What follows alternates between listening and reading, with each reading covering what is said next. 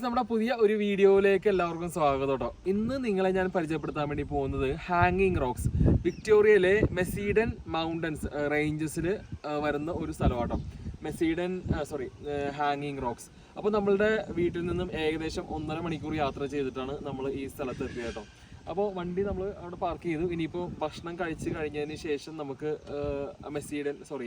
ഹാങ്ങിങ് റോക്സിലേക്ക് നടക്കാം. അവിടെ ഒരു സമ്മിറ്റ് ഉണ്ട്, വാക്കിംഗ് ട്രെയിലെല്ലാം ഉണ്ട്. നമുക്ക് എന്തായാലും അതിലെ കൂടി എല്ലാം പോവാം. ഞാൻ യൂട്യൂബിലും ഗൂഗിളൊക്കെ ഒന്ന് സെർച്ച് ചെയ്തായിരുന്നു. അപ്പോൾ നല്ല രസമുണ്ട് കാണാനൊക്കെ ആയിട്ട്. എന്തായാലും നമുക്ക് പോവാം. അപ്പോൾ welcome back to our new vlog. അപ്പോൾ നമ്മളുടെ ലഞ്ച് കിട്ടിക്കൊണ്ട് വന്നിട്ടുണ്ട് കേട്ടോ. ഇതാണ് ഇതിൻ്റെ അകത്ത് പുട്ടാണുള്ളത്. പുട്ടും പിന്നെ അങ്ങനെ എന്തൊക്കെയോ, പുട്ടും കടല. അതെ, അടിപൊളി. അതെ, മീൻകറി, പുട്ട്, കടല, അടിപൊളി. അപ്പോൾ എനിക്ക് തോന്നുന്നത് ആ സൈഡിലാട്ടോ ഈ ഹാങ്ങിങ് റോക്സ് സ്ഥിതി ചെയ്യുന്നത്. ഞാൻ വണ്ടി ഓടിച്ചുകൊണ്ട് വരുന്ന സമയത്ത് കണ്ടായിരുന്നു, പക്ഷേ ഇവിടെ നിന്നിട്ട് ഫുള്ള് മരങ്ങളായതുകൊണ്ട് മനസ്സിലാകുന്നില്ല. എനിക്ക് തോന്നുന്നത് ആ ഭാഗത്ത് തന്നെയാണ് തോന്നുന്നുണ്ട്. എന്തായാലും കാണിച്ചില്ല. ഭക്ഷണം കഴിച്ചിട്ട് നമുക്ക് അങ്ങോട്ട് പോവാം. അപ്പോൾ ഇവിടെ വന്നിട്ടുണ്ടെങ്കിൽ പിള്ളേർക്ക് കളിക്കാനുള്ള നല്ലൊരു ഗ്രൗണ്ട് ഉണ്ട്, പിന്നെ ബാർബിക്യൂ ചെയ്യാനുള്ള സെറ്റപ്പ് ഉണ്ട്, ടോയ്ലറ്റ്സ് ഉണ്ട്, പല സ്ഥലങ്ങളിലായിട്ട് ടോയ്ലറ്റ്സ് ഉണ്ട്. ഇത് കണ്ടോ, അവിടെ ഷെഡ് കണ്ടോ, അതിൻ്റെ അകത്ത് ഇരുന്ന് ബാർബിക്യൂ ചെയ്യാം. അതുപോലെ തന്നെ ഇവിടെ ഉണ്ട്, പല സ്ഥലങ്ങളിലായിട്ട് ഉണ്ട് കേട്ടോ.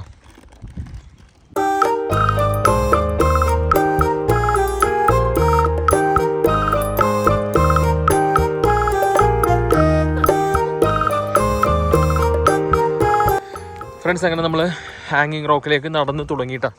അപ്പം നമ്മൾ ആ ഭാഗത്തിരുന്നാണ് ഭക്ഷണം കഴിച്ചത്. കണ്ടോ, നമ്മുടെ വണ്ടിയുടെ കിടക്കുന്നുണ്ട് നീല. ഭക്ഷണം കഴിച്ച് കഴിഞ്ഞു. അമ്മച്ചി വരണില്ല എന്ന് പറഞ്ഞു കേട്ടോ. ഞങ്ങൾ 4 പേരും കൂടി മേളിലേക്ക് നടക്കുകയാണ്.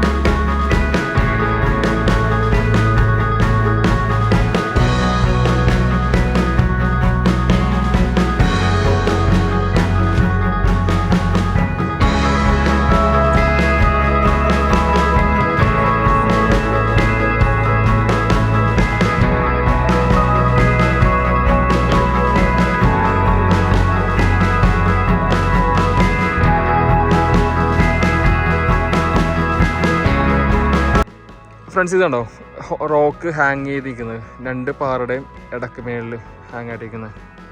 ഒരു പാറ, രണ്ടാമത്തെ പാറ, രണ്ടും ഹാങ് ചെയ്തിരിക്കണം.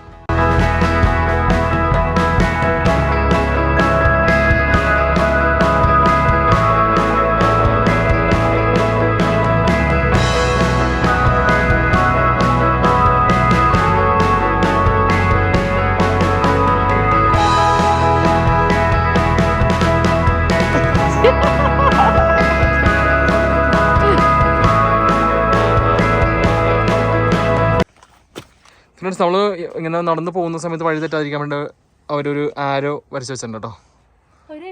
ഒരു ഫാമിലി വന്നേക്കുവാണ്, പഞ്ചാബീസ്, ടൈനി ബേബി ആയിട്ട്, ഒരു 6 മാസം പ്രായം ഉണ്ടാവും.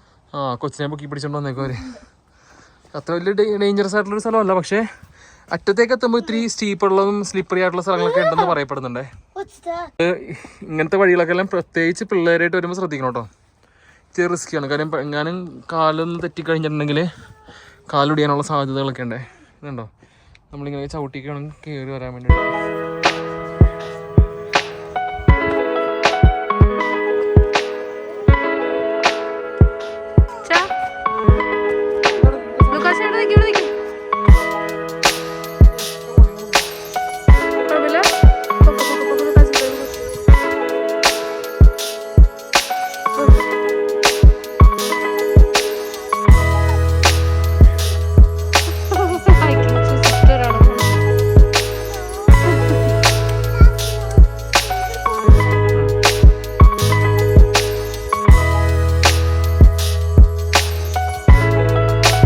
നമ്മൾ ഈ ഒരു ലൊക്കേഷൻ വരെ എത്തിയാണ് കേട്ടോ. ഇനി നമുക്ക് മുന്നോട്ട് താഴത്തേക്ക് ഇറങ്ങാം.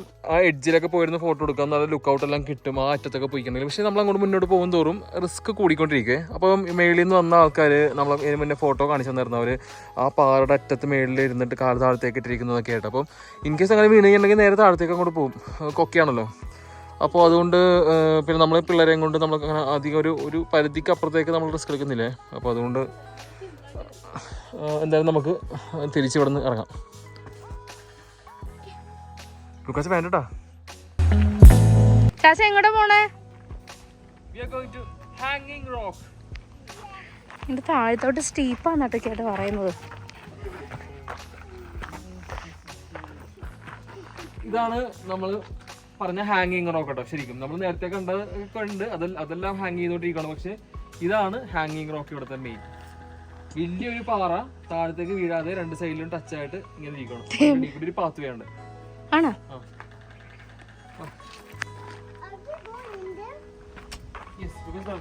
ഓ ശരിക്കും ആ ശരിയാടോ, അതാ വന്നടാ. മാസീവ് റോക്കാട്ടോ.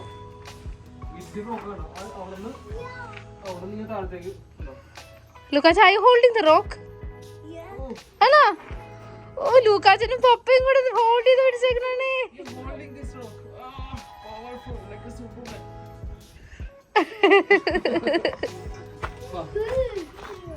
ഈ ഹാങ്ങിങ് റോക്കിന്റെ ഒരു ഹിസ്റ്ററി ഉണ്ട്. ഹിസ്റ്ററി ആണോ മിത്താണ് എന്താ അറിയാമോ? ആണോ? 1900 കോളേജ് ഗേൾസ് വാലന്റൈൻസ് ഡേക്ക് ഇവിടെ വന്ന് പാർട്ടിയൊക്കെ നടത്തി. 3 ഗേൾസും ഒരു പ്രൊഫസറും കൂടെ വന്ന് അവർ പാർട്ടിയൊക്കെ പിന്നെ കണ്ടിട്ടില്ലെന്ന് പറയുന്നത്. അപ്പോൾ ഇവിടെ വരുന്ന ആൾക്കാർക്കൊക്കെ അവരുടെ സൗണ്ട് കേൾക്കാന്നൊക്കെ പറയപ്പെടുന്നു.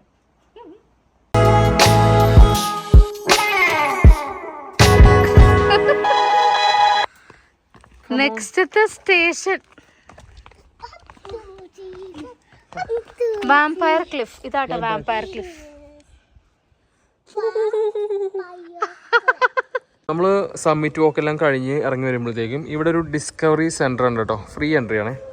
അപ്പോൾ ഇതിൻ്റെ അകത്ത് കയറിക്കുകയാണെങ്കിൽ അത്യാവശ്യം അലങ്കാരപ്പണികളൊക്കെ എല്ലാം ചെയ്തിട്ടുണ്ട് അവർ. കുറേ ബോർഡും കാര്യങ്ങളൊക്കെ എല്ലാം വെച്ചിട്ടുണ്ട്. നമുക്കിത് മുഴുവൻ വായിച്ച് നോക്കാനുള്ള സമയമില്ല, നമ്മളിവിടെ നിന്ന് വിട്ട് പോയേക്കുവാണ്. എന്നാലും നമുക്ക് നോക്കാം. അകത്തേക്ക് പോയി ഈ പെൺകുട്ടിയുടെ രൂപം കണ്ടോ. 3 പെൺകുട്ടികൾ കാണാണ്ടായി പോയെന്ന് പറഞ്ഞില്ലേ, അതിൻ്റെ സ്റ്റോറിയാണ്. കണ്ടോ അവരെന്തോ റോക്കിൻ്റെ അടക്കോട്ട് എന്തോ പോയി, പിന്നെ അവർ മിസ്സായി പോയതാണ്. ഇതുണ്ടോ?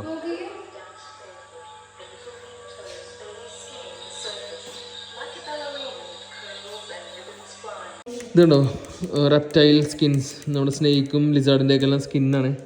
പിന്നെ അതുപോലെ തന്നെ കോവാലയുടെ തലയോട്ടി, പിന്നെ പോസം, വാലബി, അങ്ങനെ ഓരോ ഐറ്റംസിൻ്റെ ശരീരഭാഗങ്ങൾ.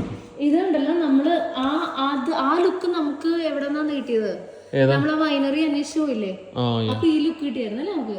അതെ ആ ടിവിയിൽ കാണിച്ചേക്കുന്ന പോലത്തെ ഈ ലുക്ക് നമുക്ക് ദൂരത്തുനിന്ന് വരുമ്പോഴത്തേക്കും കാർ ഓടിച്ച് വരുമ്പോൾ നമുക്ക് ഈ ലുക്കായിട്ട് കാണാൻ വേണ്ടി പറ്റും. കണ്ടോ ഓരോരോ പാറ കഷ്ണം എന്നാ പില്ലേഴ്സ് ആണത്.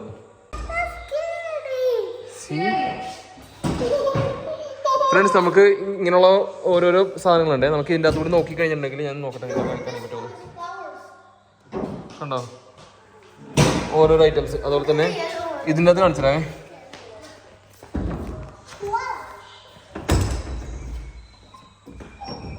കണ്ടോ സ്നേഹിക്കിനെല്ലാം. അങ്ങനെ ഇതിൻ്റെ അകത്തോട് നോക്കിയിട്ടുണ്ടെങ്കിൽ നമുക്ക് ഓരോരോ ഐറ്റംസ് കാണാൻ വേണ്ടി പറ്റുമോ എന്തൊക്കെയുണ്ടെന്ന്. എന്തായാലും കൊച്ചേ എന്താ ഇതിൻ്റെ അകത്തുള്ളത്?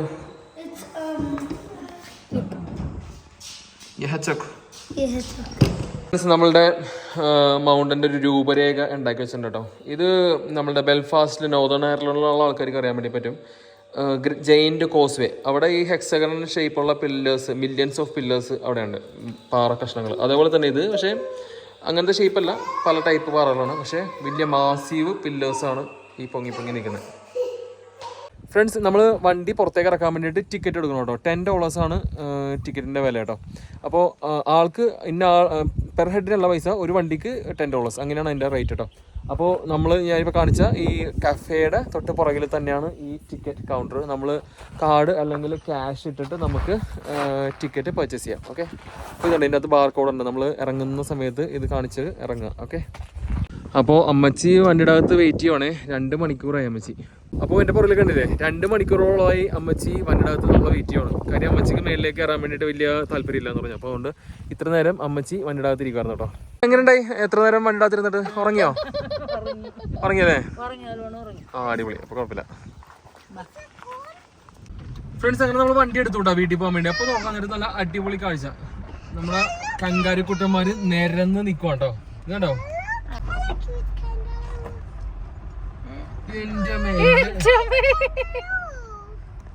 ഫ്രണ്ട്സ്, ആ കങ്കറിന്റെ വയറ്റിലെ കുഞ്ഞിനെ നോക്കി. ജോയ് കാങ്കരു കണ്ടോ?